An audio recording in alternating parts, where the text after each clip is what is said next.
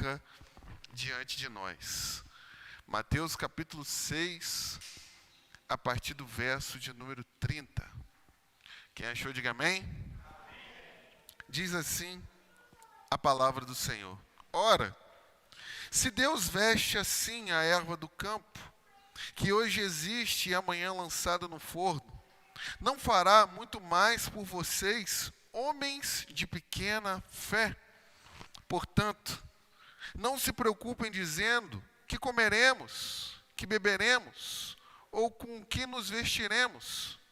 Porque os gentios é que procuram todas essas coisas. O Pai de vocês, preste bem atenção, irmãos, o Pai de vocês que está nos céus sabe que vocês precisam de todas elas. Mas busquem, em primeiro lugar, o reino de Deus e a sua justiça. E todas essas coisas lhes serão acrescentadas. Vamos repetir? Mas busquem, em primeiro lugar, o reino de Deus e a sua justiça. E todas essas coisas lhes serão acrescentadas. Amém? Não feche a sua Bíblia, vamos falar com Deus. Pai, nós te agradecemos por mais um dia de vida, Deus. Te agradecemos, ó Deus, porque o Senhor nos sustentou, Deus. O Senhor nos deu força. O Senhor, Pai, nos ajudou a vencer, ó Pai, as nossas batalhas e os nossos desafios. Pai Santo, talvez pessoas aqui, ó Pai, estão enfrentando pressões, enfrentando, ó Pai, desafios. Em meio a todos eles, ó Pai, o Senhor tem nos sustentado, o Senhor tem nos agraciado, ó Pai, com a capacidade de prosseguir, ó Deus, de continuar batalhando. Mas nessa manhã, ó Pai, nós te pedimos um renovo, ó Pai, sobre o nosso espírito, Deus. Nós te pedimos, ó Pai, que o Senhor, ó Pai, impulsione o nosso coração com vigor, com ousadia, com ânimo, ó Deus, para continuar enfrentando os desafios das nossas vidas. Pai Santo, nos dê, ó Pai, compromisso com o Teu reino, Deus. Nos dê, ó Pai, uma vida, ó Pai, de santidade no Seu altar, Deus. Que a gente possa levar uma vida cristã, ó Pai, que o mundo saiba, entenda, ó Pai, que de fato nós somos do Senhor, Deus. Pai, nós estamos, ó Pai, próximos, ó Deus, de uma das decisões mais difíceis, ó Pai, complicadas para o nosso país. E desde já, ó Pai, antecipando, ó Pai, a semana que vem, nós queremos colocar o nosso país diante do Senhor, Deus. Nós queremos colocar, ó Pai, os políticos diante do Senhor, Deus. Nós queremos, ó Pai, interceder pela nossa nação, interceder pelo nosso país, te pedindo, ó Deus, sabedoria, ó Pai, para exercer a nossa cidadania, Deus, votando, ó Pai, com sabedoria, com integridade, Deus, olhando para a palavra de Deus, olhando, ó Deus, para as necessidades do nosso país, ó Deus, para que essa pátria, Deus, saiba que existe um Deus sobre as nossas vidas, ó Deus. E agora, ó Pai, diante da Tua palavra, te pedimos que o Senhor ilumine a nossa mente, que o Senhor clareie o nosso coração, para que de fato, Deus, a gente possa entender a Sua vontade, ó Pai, praticar a Sua vontade. Fala conosco, Pai. É o que nós te pedimos na dependência do Teu Espírito. Em nome de Jesus, amém. Meus irmãos, ampliando a fé. Ampliando a fé. Uma das marcas do povo de Deus, isso é claro, notório e óbvio ao longo da história, que uma das marcas que o povo de Deus carrega é a fé. A fé que leva as pessoas a entenderem que de fato nós somos cristãos. Que de fato nós professamos uma confiança em um Deus que está acima de nós. De um Deus que está fora da realidade que as pessoas desse mundo podem compreender se elas não tiverem o elemento chamado fé. Eu e você somos por demais privilegiados, porque existe um capítulo na Bíblia, de Hebreus capítulo 11, que é denominado os heróis da fé. E ali a gente vai observar homens, mulheres, que dedicaram a sua vida, que se entregaram de corpo e de alma, eles carregavam no seu coração isso que nós chamamos de fé.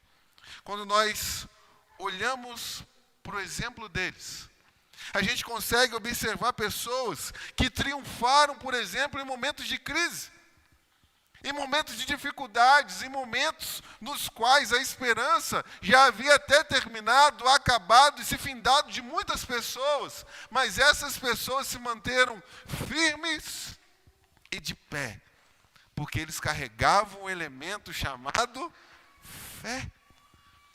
Mas quando nós olhamos para essa galeria também, meus irmãos, a gente observa que pessoas, elas continuaram crendo, tendo fé, confiando em Deus, mesmo quando tudo parecia impossível.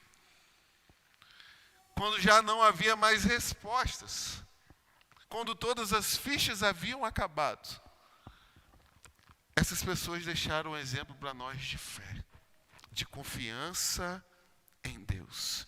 Esse texto que nós acabamos de ler, esse texto que é por demais conhecido, a ponto de nós conseguirmos falarmos ele de cor, ele vai mostrar para nós e vai nos convidar a não só olhar para a história dessas pessoas de fé do passado, mas vai nos convidar também a exercer essa fé, a ter essa confiança que essas pessoas tiveram, de viver a nossa vida nesse mundo na dependência de Deus, confiando em Deus e sabendo que Deus de fato vai prover tudo aquilo que nós precisamos e necessitamos. E diante disso, meus irmãos, fazendo uma recapitulação daquilo que nós vimos nesse mês, nós observamos na nossa primeira reflexão, quando nós tratamos do problema da ansiedade, que a ansiedade, a preocupação, ela vem em nosso coração quando nós temos o tesouro no lugar errado. E observamos ali, a partir do verso de número 19, que quando Jesus fala de tesouros, ele não está falando tão somente de riqueza, mas tudo aquilo que tem significado e importância para as nossas vidas. Mas Jesus dá um passo a mais conosco e vai mostrar para nós que muitas das vezes o que causa ansiedade no nosso coração e preocupação para a nossa alma é que a gente tem a perspectiva mundana. O mundanismo entrou no nosso coração, o mundanismo entrou na nossa alma. E por muitas das vezes a gente acaba pensando que mundanismo é a gente tão somente ir em shows, é a gente tão somente ir para balada, é a gente tão somente ir para um bar. Mas mundanismo, meus irmãos, é você olhar para a vida com a perspectiva mundana. É você olhar para a realidade como as pessoas do mundo olham. E quando a gente olha com a perspectiva que o mundo olha para as coisas, a gente fica ansioso e preocupado. E na semana passada, nós conseguimos observar que uma das coisas que traz preocupação e ansiedade ao nosso coração também é a falta de fé. E entendemos que viver ansioso, preste bem atenção nisso, é duvidar do caráter de Deus. Viver ansioso é duvidar do caráter de Deus, de que Deus é o seu Pai, de que Deus vai prover as nossas necessidades e que de fato Ele vai cuidar da gente. E agora, meus irmãos, estamos diante da grande questão para finalizar esse capítulo. E a grande questão é a seguinte: como eu e você, que vivemos nesse mundo, dentro dessa realidade, podemos ampliar a nossa fé? Podemos fazer com que a nossa fé cresça. Não basta tão somente a gente saber que a nossa fé vacila, que a nossa fé muitas vezes tropeça, que muitas vezes ela acaba caducando. Mas o que nós de fato precisamos saber é como ampliar e fazer com que a nossa fé cresça, para que a gente possa dizer, como os discípulos disseram em Lucas capítulo 17 para Jesus: Senhor, aumenta-nos a fé. Como nós podemos ampliar a nossa fé? E se você pode, acompanhe comigo a exposição desse texto. O primeiro ponto da nossa reflexão nessa manhã, preste bem atenção, é que nós ampliamos a nossa fé quando entendemos que não somos parecidos com as pessoas desse mundo. Vou repetir.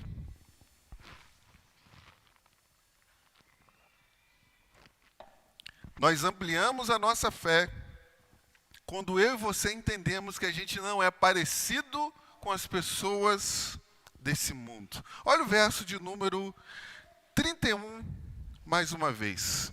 Portanto, não se preocupem dizendo que comeremos, que beberemos ou com que nos vestiremos, porque os gentios é que procuram essas coisas. Então, o texto está dizendo para nós que a primeira coisa que a gente precisa fazer para conseguir ampliar a nossa fé, que a nossa fé cresça, é que a gente entenda, leve em conta, em consideração que eu e você, como cristãos, não somos pessoas parecidas com as pessoas desse mundo. Existe um grande hiato, existe uma grande diferença entre nós e as pessoas que não conhecem Jesus. As pessoas que não conhecem a Deus, que ainda não tiveram uma experiência com Deus que nós temos. E isso fica claro para nós e notório para nós. Porque quando nós olhamos para essas pessoas, eles têm formas e maneiras diferentes de enxergar a vida.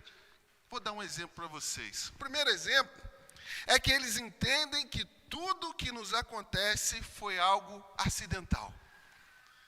Então, se aconteceu um problema na sua vida, se você teve uma perda financeira, se aconteceu uma dificuldade no seu casamento, se você teve um problema no relacionamento com seus filhos, se você perdeu algo na sua realidade, aqueles que não conhecem a Deus vão dizer tão somente assim: foi acidental. Foi tão somente um acidente.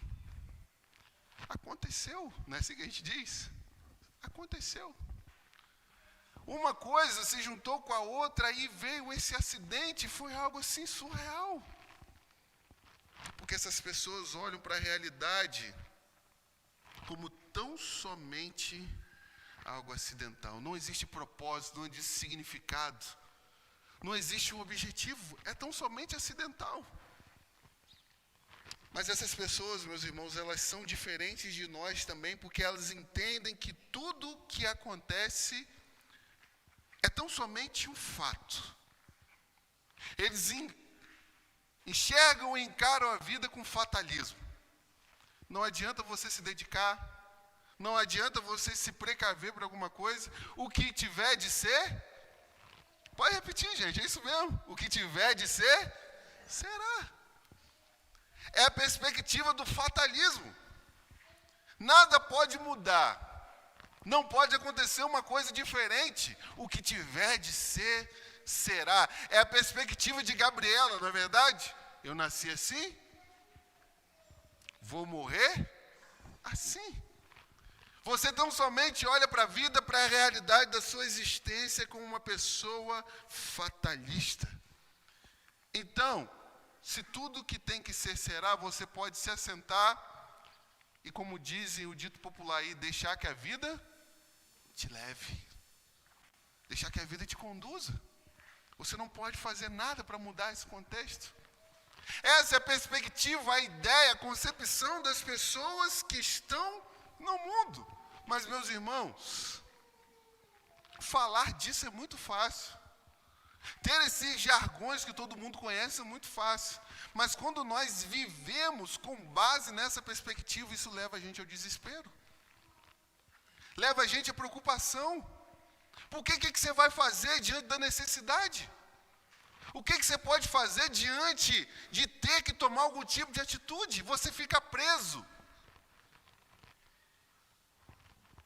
E a grande diferença, meus irmãos, é que essas pessoas não sabem quem é Deus, elas não conhecem as promessas de Deus e elas não conhecem a pessoa de Jesus Cristo. Por causa disso e por causa disso tudo, eu e você aumentamos a nossa fé quando a gente entende que a gente não é parecido com as pessoas do mundo. E aqui, trazendo para nós, de forma prática e começando as notas de rodapé aqui. Como você encara a vida? Como você encara a perca de um emprego? Como você encara a realidade de ter que fazer um exame muito complicado, talvez assustador? Como você encara a realidade de ter que passar por necessidades financeiras, privações físicas, com fatalismo, achando que foi tudo um acidente? O que Deus nos chama hoje, meus irmãos, é para olhar para a vida de forma completamente diferente da qual o mundo olha. Mas o segundo ponto, meus irmãos, da nossa reflexão nessa manhã, eu e você, a gente amplia a nossa fé quando a gente aprende a descansar e a depender de Deus. Olha o verso de número 32, por favor. Esse texto é muito precioso, meus irmãos, e como eu tenho levado a igreja sempre a pensar, preste atenção nos detalhes do texto. Não vale tão somente a gente ler o texto, a gente precisa olhar para os detalhes que o texto apresenta para nós. Jesus é um grande mestre, Jesus é um detalhista. E alguns aqui, professores como são, sabem e entendem que você consegue inculcar algo na cabeça de alguém através da repetição. E por mais uma vez, Jesus vai repetir a mesma coisa, só que de maneiras diferentes. E no verso 32, ele vai dizer para nós: porque os gentios é que procuram todas essas coisas. O Pai de vocês que está nos céus, o que tem, meus irmãos? Pode repetir. Sabe que vocês precisam de todas elas. O Pai de vocês sabe. Jesus faz questão de destacar a diferença entre nós e os gentios, porque eles não têm um pai que sabe. Essa é a grande questão. Eles não têm alguém que sabe das suas necessidades, sabe das suas carências, sabe das suas dificuldades da sua vida, da sua realidade. E a primeira coisa que eu quero destacar aqui, meus irmãos, em relação a você ter um pai que sabe daquilo que você precisa, é que ter um pai que sabe é sinal de que nós não estamos sozinhos nesse mundo. É a grande diferença. A realidade de sabermos, meus irmãos, que a gente não está sozinho, que a gente não caminha nesse mundo abandonados, que a gente não caminha pelas dificuldades da vida, pelos problemas da vida, diante de tudo aquilo que nós precisamos enfrentar sozinhos. Jesus prometeu para nós: eu estarei convosco todos os dias da sua vida. E o estar conosco, meus irmãos, não é só nos momentos de alegrias, mas é estar conosco também nos momentos de dificuldades. No momento no qual nós enfrentamos as pressões e os problemas, Ele está do nosso lado. A palavra de Deus vai dizer para nós que Jesus deixou-nos um substituto, o Paráclito. E quando nós vamos no original para entender o significado dessa palavra, é alguém que está ao lado. É alguém que caminha junto de ti, é alguém que está sempre ao seu lado. E, meus irmãos, a grande diferença é que quando a gente de fato entende que existe alguém que está do nosso lado, que cuida de nós, é que a gente sabe que não está jogado ao vento desse mundo. Daniel capítulo 3, um texto que a gente conhece por demais. Aqueles 3 jovens, Sadraque, Mesaque e Abidnego, Ananias, Misael e Azarias, são pressionados a adorar a estátua de Nabucodonosor.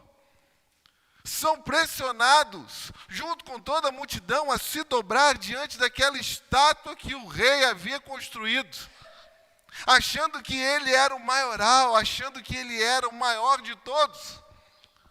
E diante daquela pressão, diante de ver até os seus compatriotas, se você reparar o texto lá, todo mundo, meus irmãos, se dobrou. Todo mundo. E não só tinha eles 3 de judeus ali não, todo mundo se dobrou.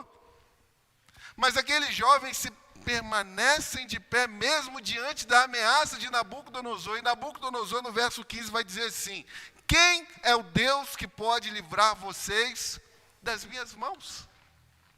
E aí, a partir do verso 16, eles vão responder a seguinte questão ao rei. Sadraque, Mesaque e Abidnego responderam a Nabucodonosor: quanto a isso, não precisamos nem responder.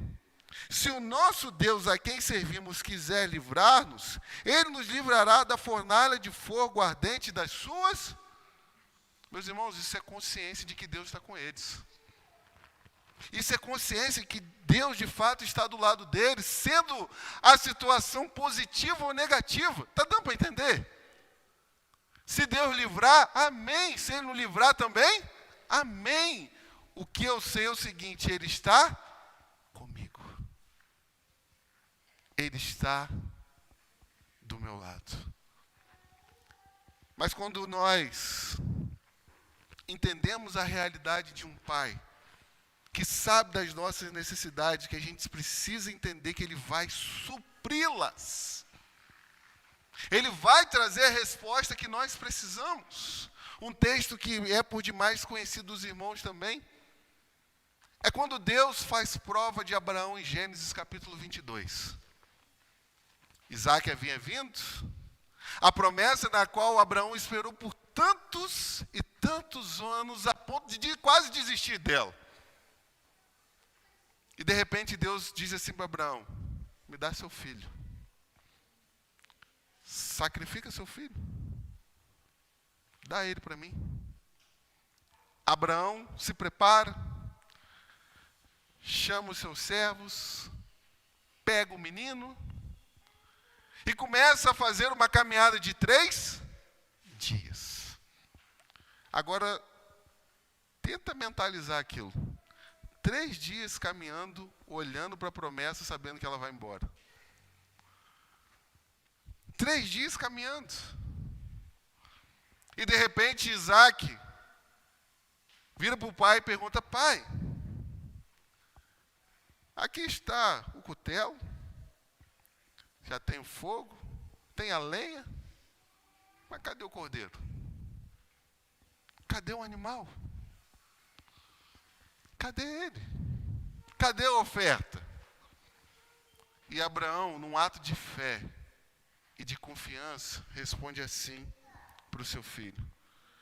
Abraão respondeu: Deus proverá para si o cordeiro no holocausto. Deus proverá.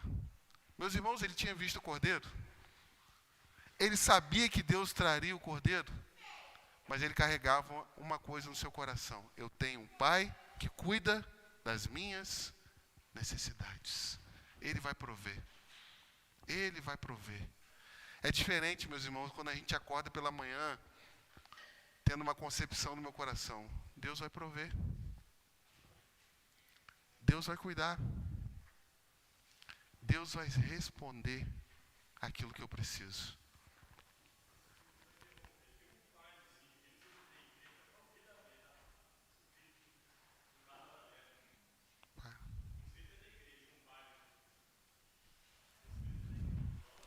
Obrigado. Então, meus irmãos, a segunda coisa que eu quero destacar sobre a realidade de você ter um pai é que ter um pai é sinal de que ele cuida e também tem o melhor caminho para as nossas vidas.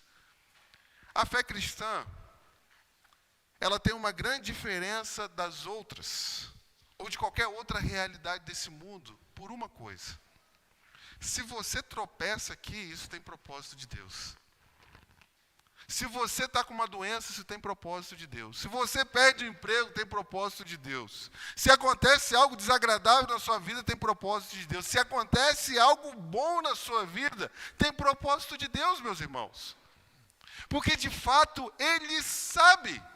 Um texto que todo mundo conhece, mas que às vezes a gente não para refletir, então somente repete: todas as coisas contribuem para o bem daqueles que amam a Deus. Só que a gente tira uma parte desse texto e entende assim, todas as coisas boas, né? Todas as coisas maravilhosas, todas as coisas positivas. Mas ou a gente passa a entender nessa manhã que todas as coisas é todas as coisas mesmo, ou nunca a gente vai conseguir ampliar a nossa fé. Todas as coisas, porque Ele sabe. Ele sabe. Mas em terceiro lugar, meus irmãos, eu e você, nós ampliamos a nossa fé quando eu e você aperfeiçoamos o nosso relacionamento com Deus. Quando a gente aperfeiçoa, melhor dizendo, o nosso contato com Deus, o nosso dia a dia com Deus, o nosso envolvimento com as coisas de Deus. Olha comigo o verso de número 33. Texto conhecido. Mas busque em primeiro lugar o reino de Deus e a sua justiça, e todas essas coisas lhe serão acrescentadas. Que todas essas coisas são essas? Comida, bebida, vestimenta, saúde, emprego, casamento, família, trabalho. Todas essas coisas lhe serão acrescentadas. Mas a receita que Jesus dá para nós é o seguinte: meu reino em primeiro lugar, depois essas coisas. Não adianta inverter, gente, não vai dar certo. Não vai dar certo. Primeiro lugar o meu reino, depois as coisas desse mundo. Mas a grande pergunta é: o que Jesus está dizendo de fato para nós com buscar o reino dele? Se você notar, meus irmãos, a palavra buscar aqui é a mesma que ele vai falar para as coisas desse mundo. E quando nós olhamos a raiz da palavra, o buscar ali é buscar intensamente. Buscar de forma desesperada. É buscar até você conseguir. Jesus parece cômico nesse momento, que ele dizendo assim para nós: você quer se preocupar com uma coisa? Você quer ter ansiedade e preocupação nesse mundo? Faz o seguinte, se preocupa com o reino. Tenha dor de cabeça com as coisas do reino. Esquente a sua cabeça com as coisas do reino. Quer se preocupar? Preocupe com o reino de Deus. Mas, meus irmãos, uma coisa mais.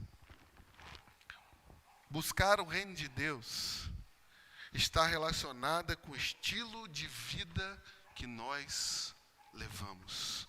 Porque a gente acaba entendendo e subentendendo que buscar o reino de Deus é estar na igreja. Buscar o reino de Deus é estar nos cultos. Buscar o reino de Deus é estar na EBD. Buscar o reino de Deus é frequentar as reuniões de oração. Buscar o reino de Deus é estar no culto no lar. Buscar o reino de Deus é estar na reunião dos jovens. Buscar o reino de Deus é um estilo de vida que você vive diariamente, onde quer que você estiver. E a grande pergunta é o seguinte: será que a gente tem buscado o reino de Deus fora dessas quatro paredes? Fora dessa realidade do âmbito da igreja? Será que a gente tem feito a manifestação do reino propagar por esse mundo através das nossas vidas? Eu vou dizer uma coisa muito séria para a igreja aqui. O mundo só leva a igreja a sério quando a igreja se leva a sério. Deu para entender, gente? Deu para entender? As pessoas do mundo só vão levar a igreja, em qualquer contexto que tiver, quando a igreja ela se levar a sério. Quando a gente olha para Atos capítulo 5, um dos textos difíceis, que vai contar para nós a história de Ananias e Safira. Contaram uma mentira e morreram. E o texto vai continuar que as pessoas temeram os cristãos. Por causa das coisas que aconteciam ali. Porque eles entendiam o quê? Lá é sério. Lá não tem brincadeira. Lá ou você é ou você não é. Lá ou você leva Deus a sério ou as coisas não acontecem. O mundo só vai levar a gente a sério quando a gente tratar as coisas de Deus sério. Quando a gente entender que a nossa vida precisa ter santidade. Porque se nós não nos levarmos a sério, quem vai levar a gente a sério, meus irmãos? Se a gente não entender que a gente precisa viver uma vida consagrada, quem vai levar a gente a sério? Você pode pregar a melhor mensagem do mundo. Você pode ter a melhor eloquência do mundo. Primeira coisa que as pessoas vão falar, já viu a vida que fulano leva? Estou mentindo? Já viu a forma que fulano fala? Por que que eu vou... Gente, em nome de Jesus, entendam isso. Por que que eu vou querer ser igual a ela? Ou igual a ele? Qual a diferença? Entenderam o primeiro ponto agora? Qual é a diferença? O que nos diferencia das pessoas do mundo, meus irmãos? O fato de estarmos aqui hoje, domingo? Mas a gente precisa entender uma coisa em nome de Jesus. Nós precisamos nos levar a sério. Hoje eu postei um texto que é muito forte. Uma coisa que eu carrego para a minha vida de forma ministerial. Maldito é aquele que faz a obra de Deus relaxadamente. Isso é sério, irmãos. Isso é sério. Sabe por quê? Deus não vai lá e não chama ninguém para servir Ele. Jesus chama para que a gente ande com Ele. O fato de nós andarmos com Ele nos leva a servi-lo.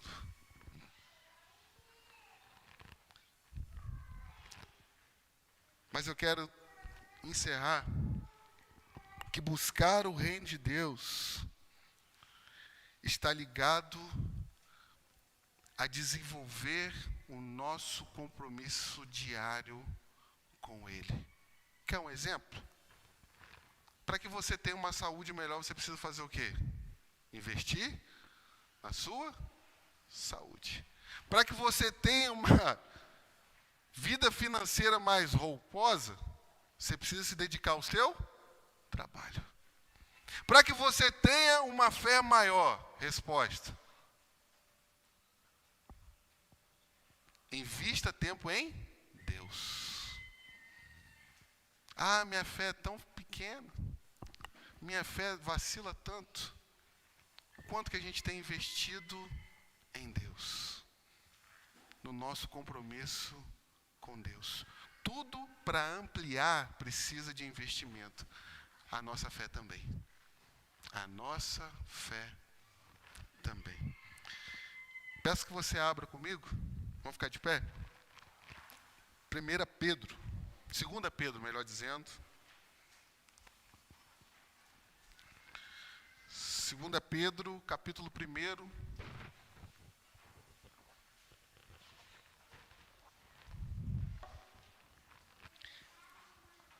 A partir do verso de número 3. Eu quero ler com vocês, que está projetado aqui. Acompanhe comigo a leitura. Vamos acompanhar aqui. Preste bem atenção nas palavras de Pedro, jogando luz, lançando luz para tudo que Jesus disse para nós. Olha só. Pelo poder de Deus, ou seja, mediante ao Espírito Santo, pelo poder de Deus nos foram concedidas todas as coisas que nos conduzem à vida e à piedade, pelo pleno conhecimento daquele que nos chamou para a sua própria glória e virtude. Primeira coisa que Pedro deixa claro para nós: tudo que vocês precisam está à disposição de vocês. Está tudo à disposição de vocês. Mas por quê? Verso 4. Por meio dela, ou seja, dessas coisas que o Espírito disponibiliza para vocês, Ele nos concedeu as suas preciosas e muito grandes promessas, para que, por elas, vocês se tornem coparticipantes da natureza divina, tendo escapado da corrupção das paixões que há no mundo. Verso 5. Por causa disso, ou seja, agora vai começar a aplicação, ok? Por causa disso, concentrando, meus irmãos, é sério isso aqui, concentrando todos os seus esforços, sua força, sua energia, o seu tempo, a sua agenda, todos os seus esforços, acrescentem a fé que vocês têm a virtude. Opa, como aí? Eu tenho fé e coisas podem ser acrescentadas à minha fé? Para que a minha fé?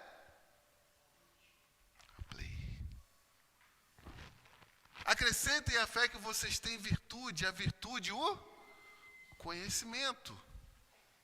Ao conhecimento, o domínio próprio. Ao domínio próprio, a perseverança, a piedade. A piedade, a fraternidade, o amor. Porque essas qualidades, estando presentes e fazendo o quê? Aumentando cada vez mais, farão com que vocês não sejam inativos. Reino, trabalho no reino, entrega para o reino. À medida que a gente acrescenta essas coisas à nossa vida, não tem como a gente ficar inativo no reino de Deus. A gente vai querer trabalhar, colocar a mão na massa. Farão com que vocês não sejam nem inativos, nem infrutíferos, no pleno conhecimento do nosso Senhor Jesus Cristo. Pois aquele que não tem, prestaram atenção? Aquele que não tem essas coisas é cego, vendo só o que está perto, e se esqueceu da purificação dos seus antigos pecados. Agora, para finalizar, por isso, irmãos, procurem com empenho, cada vez maior, confirmar a vocação e a eleição de vocês, porque fazendo assim, vocês jamais tropeçarão. O que a gente tinha dito semana passada? Que a nossa fé, ela tropeça. E isso acontece muitas das vezes porque a gente não acrescenta coisas à nossa fé. Então, o convite da palavra de Deus é o seguinte: reino de Deus é esforço, é dedicação. Se você esperar, tudo está tranquilo para você sentar na sua casa para ler a Bíblia, meu irmão, não vai acontecer não. Se você esperar, você ter um tempo hábil para poder colocar a sua vida diante de Deus em oração, sabe quando vai acontecer? Nunca. Porque como nós vimos a partir de Jesus e Pedro, é empenho, gente. É empenho. Vida cristã é empenho. E se a gente não se empenhar, a nossa fé fraqueja. Amém? Pai, nós te agradecemos pela tua palavra, Deus. Obrigado, Deus, porque diante das preocupações, ó Deus, diante da ansiedade, ó Pai, que gera o nosso ser, o Senhor nos leva, ó Deus, a uma perspectiva diferente. A saber, ó Pai, que tem um Pai que cuida da gente. Que a sua vontade, ó Deus, é melhor do que a nossa. Que o seu caminho, Deus, é melhor do que o nosso. Pai Santo, nos ajude, ó Deus, a querer mais do Senhor, Deus. A querer mais do seu reino. Pai, em nome de Jesus, nos ajuda a levar o reino de Deus a sério. Nos ajuda a levar a vida cristã a sério. Para que o nosso testemunho no mundo seja eficaz, ó Deus. Para que as pessoas passem e olhem, ali existem pessoas que levam as coisas de Deus a sério. Tenha misericórdia de nós, ó Deus. E nos ajude a cada dia a ampliar a nossa fé. Muito obrigado pela tua palavra, Pai. Em nome de Jesus. Amém. Deus nos ajude, meus irmãos.